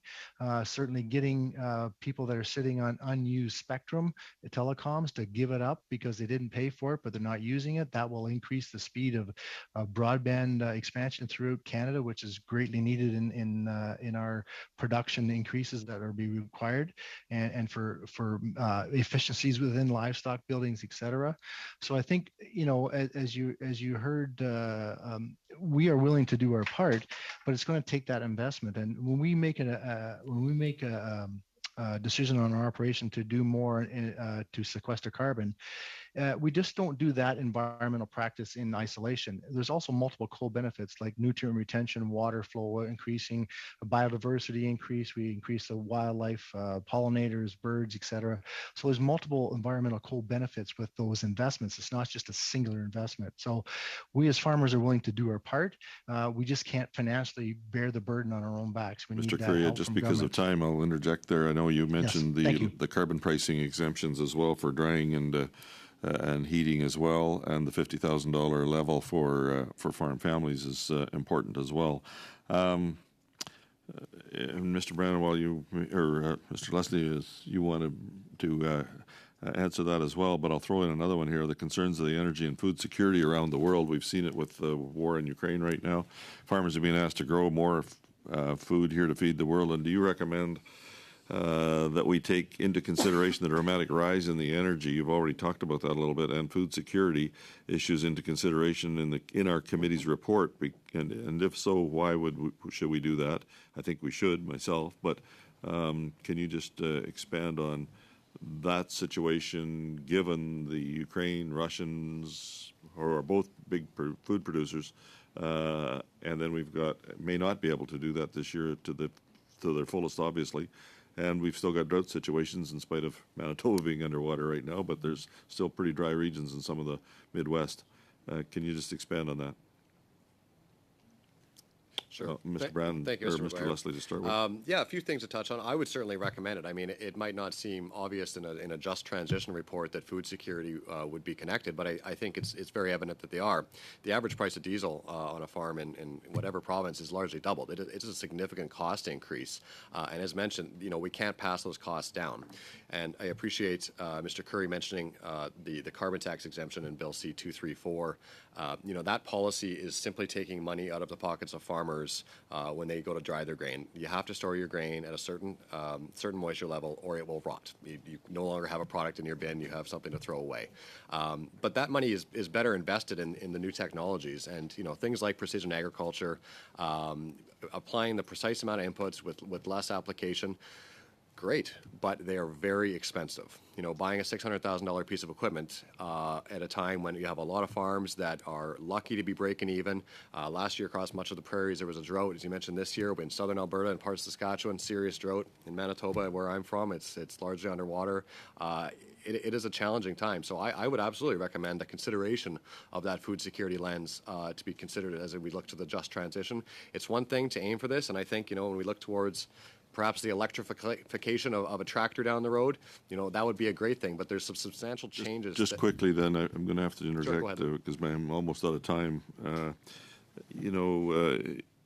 If this fertilizer reduction that the Liberal government wants to bring in with it, can you outline to our committee the impact it would have on the crop production and food prices? Maybe you two gentlemen can just give a quick reply to that. I would say it has to be a very, very quick reply because we're at the 6 minutes there and we're going to run out of time. So maybe one of you could give a two-sentence response. With less fertilizer application, we will grow less food. Less food means increased prices. Perfect, thank you. We're going to now go to Ms. DeBruce, who will have her 6 minutes. Merci. Alors, j'aimerais commencer avec Monsieur Sam. Thank you. I would like to start with Mr. Samre because I think it was very interesting in Toronto. You see more and more buildings, constructions using more and more wood. You spoke about what can be done in terms of an increased use of wood and construction, but do you have an analysis into what sorts of opportunities might be before us? Yes, Mr. Chair allowed me to send you a submission of 10 pages. I would be thrilled to provide additional information in that format. The construction sector is also looking for additional workers, and there is a balancing act whereby more and more building constructors are looking for prefabricated modules. So large sections that will be installed very rapidly and to build buildings in that way. So these could be done in a plant, in a factory, and this would, of course, require labor on the manufacturing side, but robotics could also come into play, of course, integrated with the construction industry. That might be one way.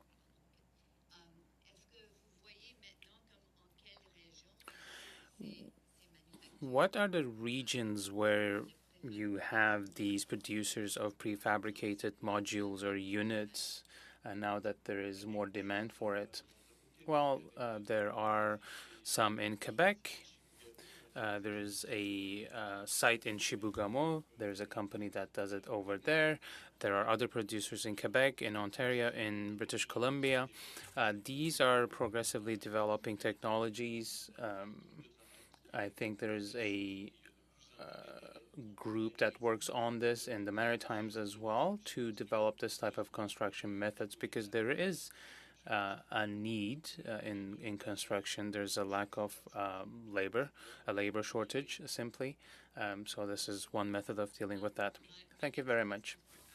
For Mr. London, about you were talking about the critical materials, and big focus was on the jobs in processing, not just in the mining side of things. And I was interested by that. Have you done an analysis as to where the jobs in processing could end up being? Like, what would be some of the regions where you would expect to see many of these jobs developed? Thank you for the question, because you're bang on. You can look at northern Quebec, because some of these processing facilities are energy intensive. So we would want clean power, and you see initiatives by Rio Tinto in terms of scandium lightweighting materials for vehicles.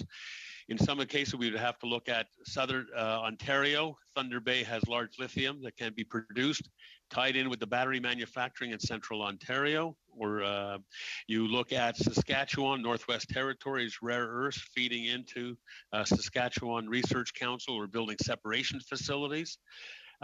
This is actually a pan-Canadian out east in Labrador, Newfoundland, resources there also. They're very different materials. There is a suite of materials that go into any of these electric farm equipment. So how do we reduce demand in terms of energy, and how do we, and that would be electrifying equipment, but there are pan-Canadian solutions. Southern Ontario, Quebec, and out west. Thank you so much. That was a really fulsome answer. I'm going to hand my last 2 minutes to my colleague, Mr. Sorbara. Thank you, Parliamentary Secretary, and great to see you, Chair, and all the witnesses. To the individual for the Quebec Forestry Industry Council, in terms of using lumber and the opportunity to use lumber in varied situations, I know in Ontario and other provinces and along with Quebec, lumber is becoming more commonplace in buildings. What other opportunities do you see lumber being utilized in the Canadian economy? It's very exciting to see mass timber. It's something in my riding where I have the Carpenters Union and the training facility there. And I know they're training the next generation of apprentices to undertake those buildings and build them, whether it's in urban or rural Canada. Well, I think that there's definitely, and you're bang on, I think there's definitely a need from the construction sector, and we're actually training a lot of new workers or that are diversifying their knowledge and are reorienting themselves into the construction. So softwood lumber could be used definitely for these types of products. And Canada is a big player as well, because a lot of the new facilities built for IT sector or the companies that are in the web industry wants to reduce their GHG footprint. So they're ordering these buildings from Canadian manufacturers. So there's a need for Canadian economy, but also for the exports and answering to the need to energy transition and lower the carbon footprint of construction. So Canada is really well positioned with its certified forest and the know-how that we're developing on this. Thank you, sir. That was excellent. Thank you. All right. Yeah, we're out of time on that one. We're now going to go to Monsieur Simard, and who will have 6 minutes. Merci. Thank you. I will continue on the same theme as my friend Julie and Mr. Sorbara and Mr. Saint-Marie. We know that there's a very simple measure if you want to favor the use of lumber. It costs nothing. When I look at what the federal government invests in the oil and gas sectors, I know that there is an administrative measure that would not cost anything, which would be to include carbon footprint as a criteria in public tender processes. Do you think this would be a good solution to favor the use of more lumber? I think we have to have the right tool to measure it. As I mentioned, we have a piece of software, Gestimat, which allows you to do an analysis of all stages of the life cycle of these sorts of processes. You can do simulations and reduce emissions. We started using this in Quebec. Building owners can actually, for instance, include this information at the entrance, at the hallways of buildings they're building. And in Quebec, there is a database that is being created to help the Quebec provincial government to reduce the emissions in its building stock. So these sorts of measures would be helpful, and this can spread everywhere in the country because lumber or wood products we have everywhere in all the provinces of the country. If you agree with Mr. Saint-Marie, maybe you could convey some information to your committee about this piece of software, Gestimat. We had the ministers. I asked the minister a question a couple of minutes ago. There's a study from TD Bank that says that probably 50 to 75% of the workers in the oil and gas sectors would have to move by 2050. So 75% of workers, it's significant. And I've seen presentations on bioeconomy. You talked about bioenergy. We know that these are economic sectors that touch the forest industry through biomass, which is promising. Do you think there are employment opportunities for these people who would be moved out of the oil and gas industries? Do you think they can find opportunities in the forest industry? You need investment for that, and you need the right context for investment. I think the price of carbon is giving a clear signal to the industry. There are initiatives in international and global aviation which also creates this market for biofuels. And indeed, you might distill oil or create a bioreactor and do a similar process. These are transferable skills.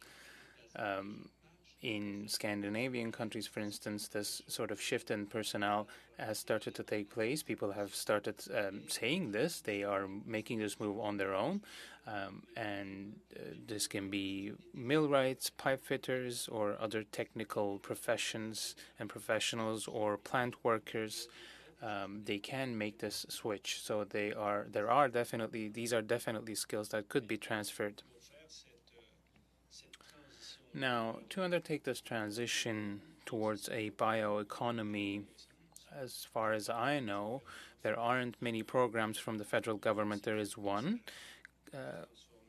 program which is intended for the pulp and paper sector, but I think this program is underfinanced. Do you think better financial support in this program could help change things and accelerate things towards bioeconomy? I think in your committee you will have some work to do. You will have your work cut out, if you will. So this is a very important program, be it in critical minerals or research in agriculture or in oil, in all industries. All of these industries have to go through a transition. And I think that with the potential of reducing GHGs in all communities across Canada, I think this IFIT program would deserve financing to the level of what it's capable of achieving. So there are requests for projects in billions rather than in millions, but of course there is demand coming from the market in this direction. Thank you, Mr. Semre. There is a Canadian policy on hydrogen, and it focuses mostly on blue and gray hydrogen. And we know that we can produce green hydrogen in Quebec from hydroelectricity, but also from biomass.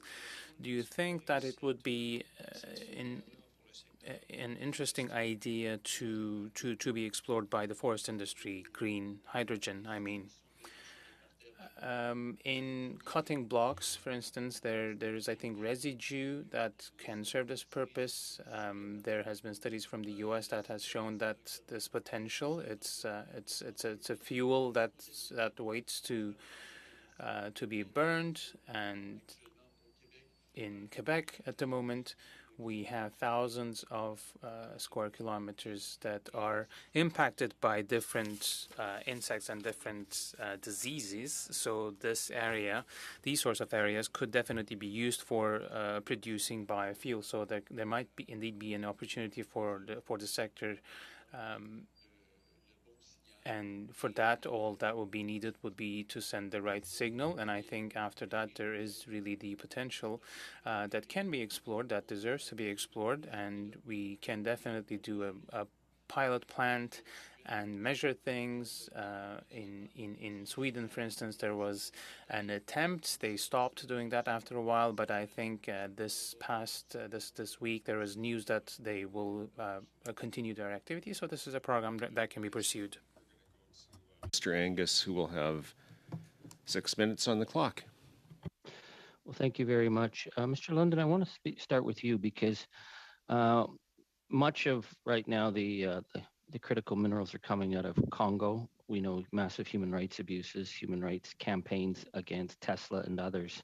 We know China is playing a massive role trying to corner the market. So there is an opportunity for Canada, but I guess I'd ask the question of how important it is that we actually have really high standards. We have high standards in environment, we have high standards with work, but in terms of the environmental footprint, we know that Borden Mine has gone green. They've stopped using diesel. Diesel has a huge impact on worker health.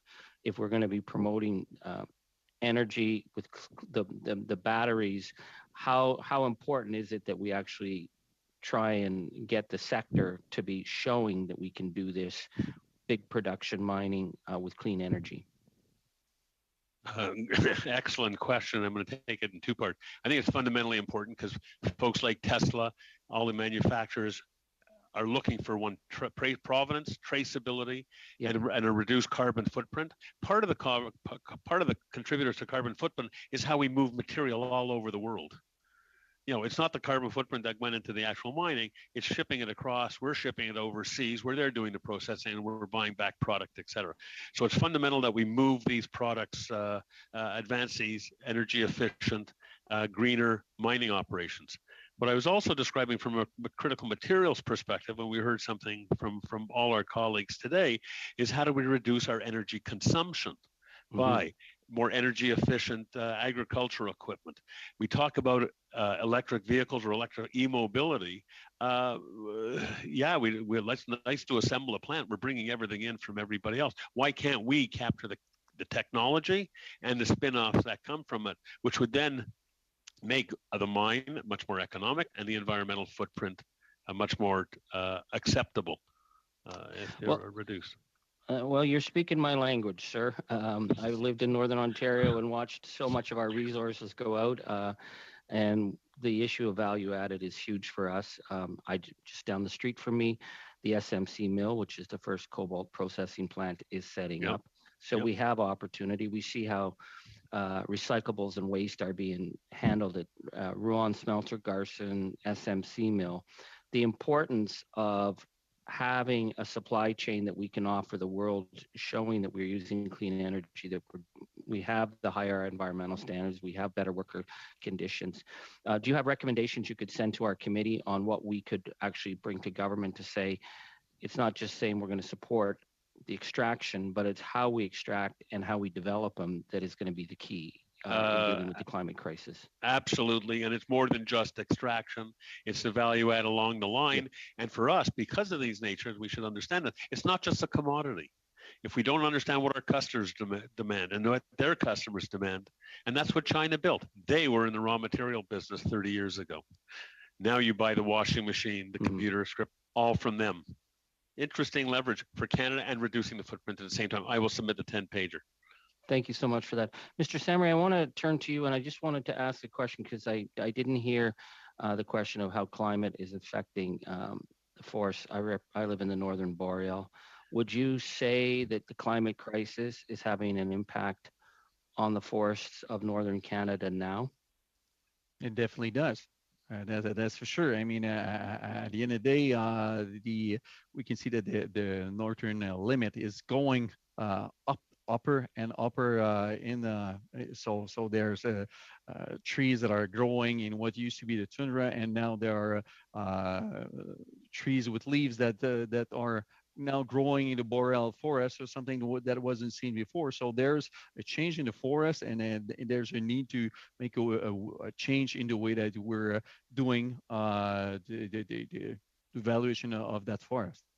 Yeah, because what we're seeing here, besides increased fire, increased insects, we are seeing stress on some of the traditional boreal trees that we have been, what we cut. We're seeing that stress on them. We're seeing that things are moving, but they're not moving fast enough to keep up with. I mean, this transition, the forests are not moving as far north as they probably might need to. So we have to look at the economic and environmental impacts on that. So I guess two questions is about the modeling you're doing about the boreal now, and also on the question that in my region in the James Bay lowlands, that is one of the world's largest depositories of carbon, but part of what holds it is it's first generation wood. It hasn't been cut. The need to maintain large continuous sections of the boreal to hold the carbon imprint. Have you looked at that as well? Well, Mr. Angus, if I may answer to you directly, I mean, the thing is that Canada is such a huge country, and we hold 30% of the certified forests of the world. I think there's enough room to do some conservation and enough room to garden our forests in a more dynamic way in order to get it resilient. And we can do both. It's not either or. Well, We absolutely. can do both. I mean, I've got mills in my backyard pretty much. I just want to know about the long-term plans because we're seeing stress now that we have to have a plan 20 years down the road about what forests we can cut, what forests have to be protected, where are we going given the impacts we're seeing. Well, Natural Forest Canada is doing some research on the types of trees that will be better off when we'll do some replanting, and it is part of the job that needs to be done as well. Thank you. Thank you. Yeah, I'm sorry we're out of time on that one. So to our members, to our witnesses, we're with the way that the clock's being a bit messed up with, I don't think we have time to get into a full round of the next one. So I'm going to suggest that we thank our witnesses at this point, let them go, just before we go in camera for drafting instructions, I did want to take a minute just to clarify a statement that I had made on Monday. And so if the witnesses want to go, please do that. On Monday, there were some questions raised about how certain decisions were made with this. And we'll talk about this perhaps more at the subcommittee to determine how we want to proceed, if this is going to be the last session for this study or if we want to continue it. But I was asked some very specific questions about numbers, and numbers often tell different stories depending on what numbers you're using. And so on Monday, and this is in part in response to comments made that this may not be a legitimate study because of numbers that I threw out there. So I just wanted to give a couple of comments. I did send a note to the committee. We just got the translation back, so I've sent it to your P9s, and explaining the process that we've used on this study and actually the previous studies in this Parliament so far in choosing witnesses, and that was based also on a model that the committees used in the previous Parliament as well. So that is there. In brief, we get witness lists from each of the parties. We then have gone through to looking at themes, priority of witnesses, and then the balance of parties in the House. Like I say, that was the structure that was used so far in the two previous studies, as well as in the 43rd Parliament. If we want to have discussions either at subcommittee or at any point, we can talk about being more specific or refine that. But that's how the witnesses were used or were selected for this one. I did want to say, though, on the numbers, I gave you the sort of bottom line numbers, including today. But the background behind it is, and again, this may open more questions, but I wanted to at least give a sense of where we started from. And this is thanks in part, in large part, to our analysts and our clerk for providing me working through these. We actually had the Liberals started with 20 witnesses being invited. Now, 5 of those overlapped with the NDP, and 1 overlapped with both the Conservatives and the NDP. There were 17 parties invited from the Conservative Party, with overlap of 1 from the Liberals and the NDP. The Bloc had 6 who were invited, with 1 overlapping with the NDP. And then when you look at it, the NDP actually had 16 who were invited, but that overlapped 6 with the Liberals, 1 with the Bloc, and 1 both with the LPs, with the Liberals and with the Conservatives. And that's where it gets kind of messy. But then we start. There were witnesses unavailable or who had to cancel last minute. with 3 canceling from the Liberals, 5 from the Conservatives, 2 from the Bloc, and 6 from the NDP. And so it ended up, the numbers I shared on Monday, what we ended up with, but it wasn't through any attempt at, or no attempt of trying to get as robust lists from our witnesses, or from the parties that were provided for witnesses. So I just wanted to correct the record, so to speak, and that it was, what I gave you was very much the bottom line, what we ended up with, but through no attempt, no lack of attempt on my part and that of the team to develop robust witness lists for this study, so that it would be I think, a very fair and robust study. So I have a couple of hands, and then the intention is to go into closed 3 questions or comments. But I just wanted, for the public record, because I think it is fair to paint a bit more of a broad picture than what I painted on Monday. So Mr. Angus, then Mr. McLean, and then Mr. Simard. Charlie. Thank you. I guess I'm somewhat confused, Chair, because in your note that you just sent us, and I really appreciate it, you said that it was somewhat misleading to assign exact numbers of witnesses to each party, but that's what you told us at the meeting, was that this was being done at the last meeting based on seat allocation, which is not something that was ever said before. So that was certainly news to me. I mean, I've spent 19 years in Parliament, been on all kinds of committees. I'd like to know the rules of the game before I go in. To be told, well, we assigned them by seat allocation. Pardon, John, il n'y a plus de traduction présentement. John, sorry, there's no interpretation anymore. Problème de son avec Charlie. There is a bit of a sound issue with Charlie. Okay, Charlie, we've had a bit of a sound issue, so interpretation lost. So perhaps just, readjust the boom and try again. Okay. Or continue. I'm just saying, Chair, that I when I noted your note that you sent to us, which I appreciate, you said that, quote, it is somewhat misleading to assign exact numbers of witnesses to each party. But you told us at the last meeting that was how the decisions were made. And for me, I'm very surprised, because I went into this, I was at the subcommittee, we talked about it, we talked about witnesses. That was never, ever indicated that that's how this was going to be done. So when I count up the witness lists, I count up 13 for the Liberals, 9 for the Conservatives, not counting today, the Bloc 4 and the NDP 4. So certainly we were not given the allocation that we were expecting. If some people had to cancel because we had multiple votes, I understand that, but also given us a study of this importance, if we are down to what we've had today is 7 meetings, really, with witnesses, that did not meet the test of what we had agreed to, which was going to be 12 meetings, and then we talked about possibly 10, but we're down at 7 meetings now. And again, some of my key witnesses, and I'm not being picky because they were my witnesses. I think these are key voices for the study.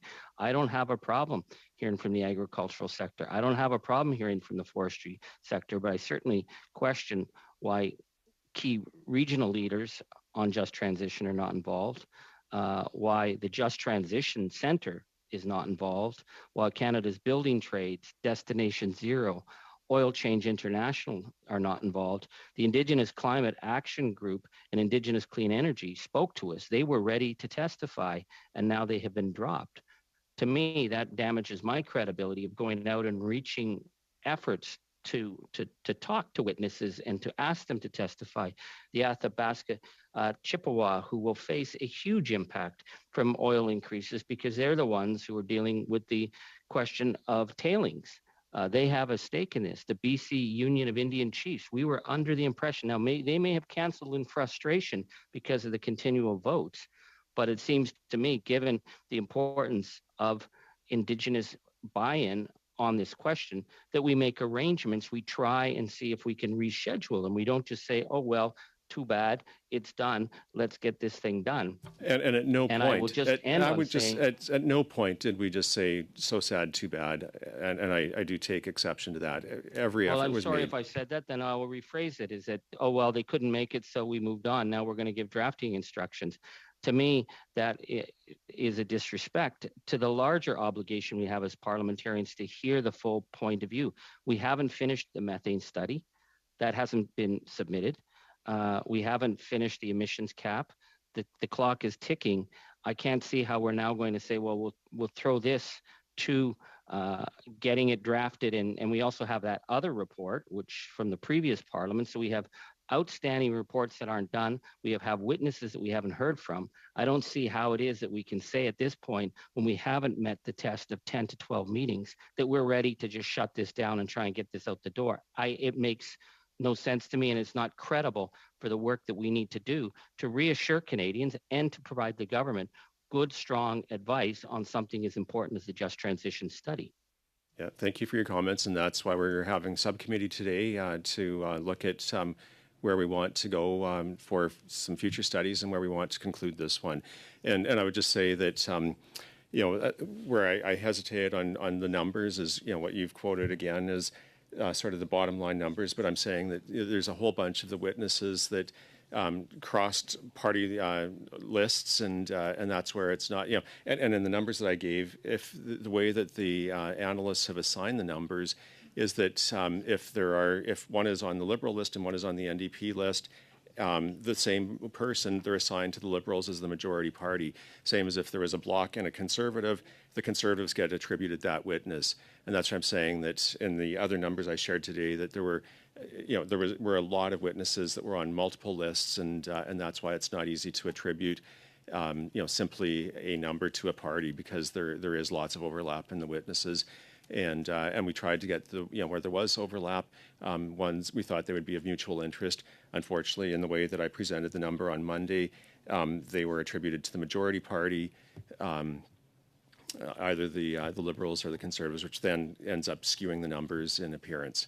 But that's just some clarification on that. Anyway, we're going to go to Mr. McLean and then Mr. Simard, and then at that point go into closed for a continuation of the discussion. So, Mr. McLean. Thank you, Mr. Chair. And I haven't been a parliamentarian as long as my colleague, but I was on this committee before, and that was the allocation. We did it by seats in Parliament. So by my math, the number of Conservative witnesses that we call should be roughly about 80% of the ones the Liberals have called, and we kind of have some fluidity around that. If we've all called the same witnesses, we don't count that as anybody's witness, because they're obviously much in demand from everybody on this committee. So I would like to see that continue. This is the voice of Parliament. This is a committee of Parliament. So with all due respect for the representation in Parliament, if the Liberals have 16 witnesses, then the Conservatives will expect 80% of 16 to be Conservative witnesses, and about 1/4 of the Conservative witnesses being Bloc witnesses, and about 1/5 being NDP witnesses brought forward from their lists. And that is the representation in Parliament. That is our democratic institution we're representing here. And I know we've all put a whole bunch of names on this list.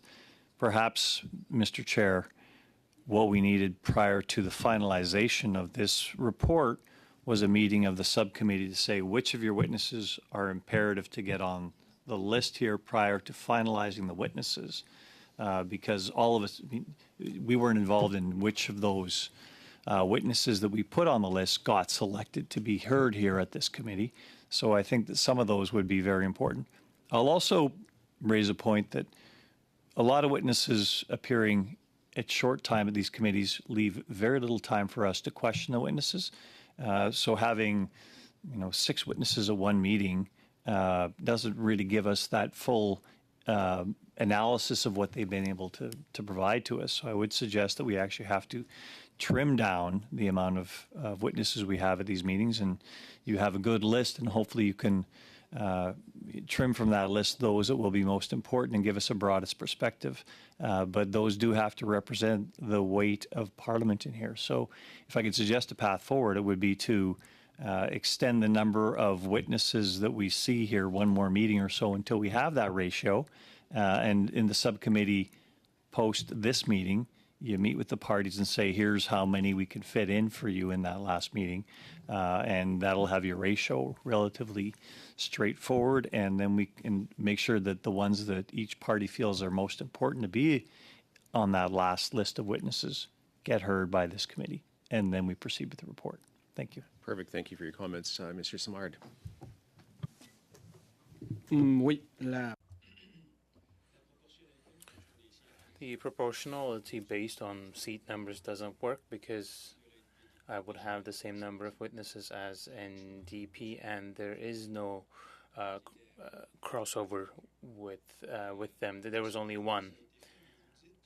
So I don't really know how this was done, but in the document you sent over, you mentioned that you follow the same way of doing things, but that's not the case because we did not have a work plan. If you remember, in the study we conducted in the cap on emissions, we received a work document which was showing when what witness was appearing when, what their political affiliation was. So that was a working document, a plan we had, and many people thought that that was fair. But now, this time around, we did not have that document. That discussion did not take place. The one that we had in subcommittee together, and I can tell you the same thing I said last week. The study, well, I don't think it's a good idea to continue this study. I'm not saying that it's not going anywhere, but it's definitely not going to be representative when it comes to just transition in Quebec. And that we had one witness, but others, the Association of Employees of Quebec, we did not hear from them. We heard a lot from oil sector representatives, oil and gas supporters, but one dimension of the study should have been to define a just transition. There are experts on this subject, but we have heard very little from them. So my impression is that maybe this is not my problem, it's the problem of the analysts, but they will have a very difficult time, very hard time to put together something that's consistent, that would be in connection with the motion, the initial motion. I wouldn't want to be in their shoes. That wouldn't be my job anyways. But we have to have a work plan.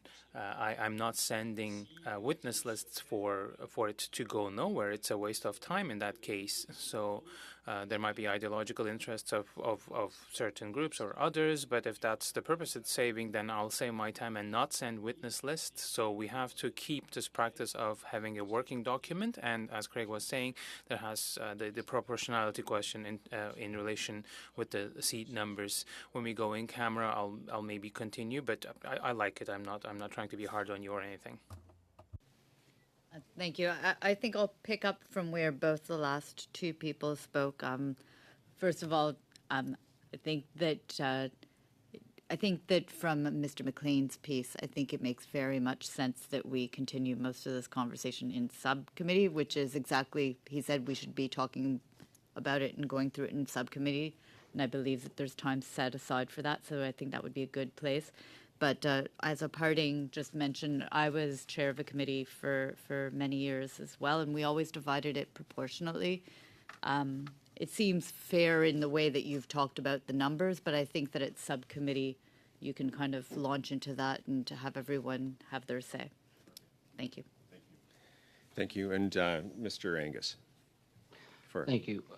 Yes, well, I just think it really does need to be put on the record that what is being proposed here is nothing of what has been discussed from the beginning of how this committee would operate. And I have been on committees for 18 years from agriculture, almost every committee. And it was based on the issue that we would come together with witnesses. We would go through the witnesses. We would try and figure out what was fair and reasonable, because certain MPs in certain regions have a bigger share in a particular area or a particular study. If this was to be just allocated so that the Conservatives get 80% of what the Liberals get, well, it works great for the two old-fashioned parties. And on this file, you guys probably are doing pretty good together. But when I brought this motion forward, it was because we really thought we were working, as you said, Chair, that we were going to work collegially, we were going to work together, we were going to put a work plan, we were going to have a subcommittee, and we did all that. And we put all our witnesses, and then suddenly, when there were problems with witnesses, all the conversation stopped. And again, what I see is, and I have to say, if we're going to base it on proportionality, I'm seeing very much a heavy weight on people who are very pro for the industry as it is, the status quo, which is fine for them. But if we're going to look at just transition, we need these other voices. So to change the rules of the game at this point, to me, is bad faith. This is not what was ever said. I'm not overreacting. I will fight for my right as a parliamentarian to participate properly in hearings, to bring forward witness lists, to expect that those witness lists are going to be treated seriously. And if there's a problem with witnesses, that it would be brought back to us at subcommittee, because we have representation from each party and we can work it out. That was the way that we had agreed that we were going to work. Now suddenly the Liberals and Conservatives are saying, actually, we really like it when we can control the witnesses so that our voices are heard more. And then, hey, we didn't even get to the 12 meetings. We didn't get to the 8 meetings or the 10. We can move on. I question why we would even go further if this is how it's going to be on the just transition.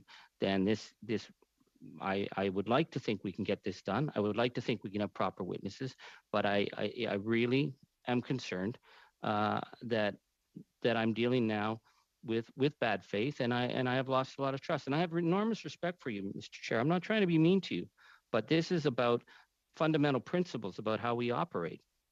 And when you change rules like that, and then you say that it was based on proportionality of seats, and then you say, but it wasn't quite, and then some were Liberals. But then I look and I see that it is based on proportionality of seats, because our witnesses have been bumped off, and these are key witnesses. These are not New Democrat voices. These are voices of Indigenous, labor, and climate change voices that need to be heard. And these are all people engaged in just transition, and they've just been bumped off. And now we're told, well, this is the way we do it here. Well, that is not the way it's been done. This was a decision that was made, and I have to protest it, and I will continue to protest it if this is how we're going to operate in future. Okay, I have Mr. Bragdon. I would say that the perhaps the lesson here is that the more explicit we are in our motions, to address some of these issues, the smoother it may be. But Mr. Bragdon, over to you, and then hopefully at that point we'll be able to go in camera and conclude this part of the meeting, and then get to subcommittee. Well, thank you, Mr. Chair, and let me just say, I've always appreciated your demeanor in my short time here on the committee, and your approach. And I'll just say that as it relates to precedent is usually one of the biggest things that is used as it relates to the structuring of any committee, and other committees I've served on, whether it's in the private sector or here on Parliament Hill. Precedent is something upon which it brings stability, and it helps to make sure that there's a sense of fairness. And I think anyone who looked at this objectively and looked at how committees are structured, that the proportionality of seats allocated in the House of Commons and structures within the committee structure of the House of Commons, based on proportionality of seats, is a precedent that has been set and well established in this House. I think with the exception of maybe one committee, all other committees function very similar to this as far as allocation of witnesses as per proportionality of seats. So I appreciate Mr. Angus and his long service on the committee and his perspectives, but I think you're on very solid ground as far as proportionality of witnesses according to seats. So thank you. Thank you, Mr. Bragdon. Mr. Angus. Well, thank you. I just want to follow up on precedent, because the precedent was, when this committee started, that we would choose witnesses based on the study. And that was the agreement that we had when we began the methane cap study. We supplied witnesses based on what we had an agreement, and I had that agreement also with the former Conservative member, Michelle Rempel-Garner. We spoke about witnesses. We spoke with that with Mr. Simard. The precedent that you were creating now is an after-the-fact precedent. And again, it's a precedent that really works for Liberals and Conservatives. I will say on all my committees, I can take the time to name them. When I was on agriculture, we didn't allow a lot of like that. In the 8 years I spent on privacy and ethics, the study, and we had the big We Charity study, the Pornhub study. Witnesses were allotted based on the issues of the need. In the previous parliament, when I was involved in the Cambridge Analytica study, I worked with the Liberals and Conservatives on creating witness lists that we all agreed on were important. None of them were based on proportionality. That was a major undertaking. When we dealt with the privacy issues, that's how it was done. So my Conservative friends can say that this has always been the precedent. It hasn't been. This is a choice that is being made now at the 10th hour. My fear is it's because you want to get this study out of the way, but we haven't even finished the methane study. I mean, it's ridiculous. We did a study of how many days was the methane study? Maybe 3 days, and we don't have a report on that. The emissions cap study, I believe, is going to take a long battle to even try and get to recommendations. Are you telling me, Chair, that I was only allotted on the emissions cap based on my seats in the House? I would like to have that information because that wasn't what we were told. So again, it is very convenient to talk about a precedent that everyone else has done this when not everyone else does this. And I can go through it and I can come back and I'll be more than willing to read through all the various studies that I've been aware of and that I've been involved in. I can take the time to do that to show that this is not how we operate, but on something as important as the just transition. I would appeal to my Liberal colleagues that I think it is important that we get this right. It does not look good to have it said that this is a study that's been a waste of time. People trust us to do this. People are expecting that we're going to give the government good recommendations. You know, when I pushed to get the CLC back, it wasn't because they were Labour and they were friends of mine. They were the largest Labour union in the country. And as Minister O'Regan said, he said, we have to have Labour at the table. Well, of course we need Labour at the table. So we needed to have their advice. When we had Iron and Earth, I asked them, can you give us, the recommendations? This is not about me pushing an agenda. These are the people who are most affected. So we have worked in good faith on this throughout this whole study. But now I'm being told, hey, this is the way it's always been done. Mr. Chair, I appeal to you that to move forward, we need to be able to trust one another. We need to have that collegial working relationship attitude. We need to have subcommittee that we can all C'est peut-être redondant un peu, Monsieur le Président. On tourne en rond. Mr. Chair, we're beating around the bush and people have places to be. The committee is running very long. So I think we've been hearing redundant points. I don't want to cut Charlie's intervention, but I don't see the point to this. I actually, if you want me to get to, I have the floor, Mr. Simard. I have the floor. Oui, je m'en suis rendu compte, effectivement. Yes, I have realized that. Go, Mr. Simard. I have places to go as well, but I'm taking my role very seriously. So I have laid out some of the issues of my concerns. We can talk all night about it in camera. You can go off and do other things if you want, but I'm here to speak on the parliamentary rules that have been in place, that were agreed upon, and that are now being arbitrarily changed. And I would agree that this is a very important study and we want to get it right. So I have Mr. Bragdon and then Mr. Simard. And at that point, we may be able to go into the next part of our meeting. So I would recommend that we do go into the next part of the meeting for sure, Mr. Chair, but I'll just say this in regards to that. We're all for getting the 12 sessions in, obviously, as conservatives, and making sure we hear from as many witnesses as possible.